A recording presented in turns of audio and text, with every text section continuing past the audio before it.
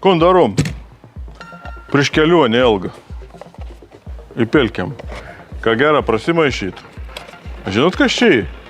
Čia ir moto atominis metalo kondicionierius Maximum varikliams. Va. Ko tas reiškia? Čia toks dalyks, kaip vadinama liaudį keramika. Aš jau tokia sumojus. Jo, prieš 1000 kilometrų. 1000 kilometrų nuvažiavau. Važiavau off-roadu, dabar važiavau su lygiu keliu. Kadangi čia tik 2 litram, dėl to rekomendacijas yra riebesnį mišinį padaryti.